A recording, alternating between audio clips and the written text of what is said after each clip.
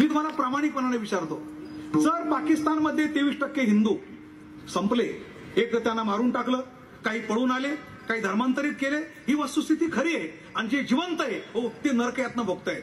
आणि इथं हो हे जे आहे आता 727 कोटी झाले हो ते बाहेरच्यांना आमंत्रित करतच राहतात. येऊ द्या, बांगलामधून येऊ द्या, रोहिंगे येऊ द्या, पाकिस्तानमधून येऊ द्या, आम्ही त्यांना नागरिक करून घेऊ. अशी जर समस्या भारताची आणखीन 50 वर्ष राहिली हो तर जे इराणचं झालं ते आपलं झाल्याशिवाय, इराण नावाचं राष्ट्र ते आता इराण आहे, पूर्वी ते पारस नावाचं राष्ट्र होतं. पारस, तिथं पारशी लोक राहत होते, 100% पारशी होते.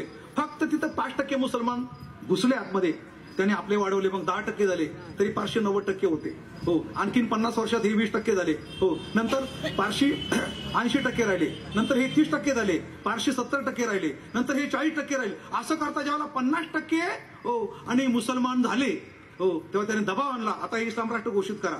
बघा, ते कमी असतात तोपर्यंत अल्पसंख्याक, आणि वाढले हो की लगेच इस्लाम राष्ट्र घोषित करा. ही भारताची परिस्थिती. आता ते राहिलेले 50% जे पारशी होते ना हो, 10% त्यांनी मारले, 10% धर्मांतरित केले आणि बाकीचे पळून लावले. शिल्लक राहिलेले पारशी बोटीने वगैरे गुजरातला मुंबईला पळून आले, तेवढेच फक्त शिल्लक राहिले. आता इराणमध्ये म्हणजे पारसमध्ये पारशी कोणी शिल्लक राहिलेला नाही, ते झालं इराण. आता फक्त इतिहास राहिला, एक था इराण, एक था पारस, आता राहिले. भारताचं काय? जर भारत आपण असे डोळे झाकून बसलो, पाकिस्तानमध्ये हिंदू संपले, भारतातले मुसलमान वाढत चालले हो, तर आणखीन या शतकामध्ये हो एक था हिंदुस्थान अशी वेळ यायला फार कालावधी लागणार नाही. मला असं म्हणायचंय हो, अरे राम मंदिर होणारच होतं, ते झालं हो, त्यापेक्षा त्याच्यात आम्ही एवढे खुश नाही.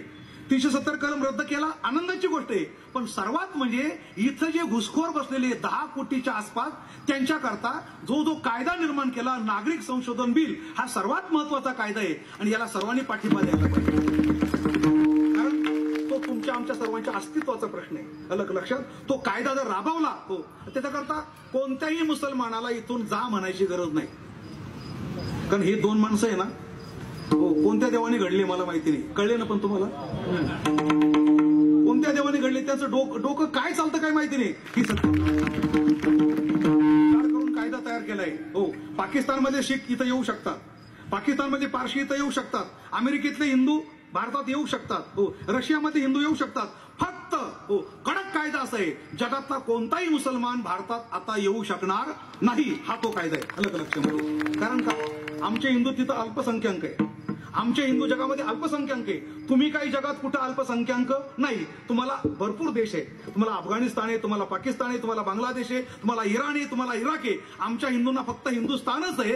एवढा विचार करणारा जो माणूस या जगात जन्माला आला त्याचं नाव आहे नरेंद्र मोदी. अलग लक्षामध्ये.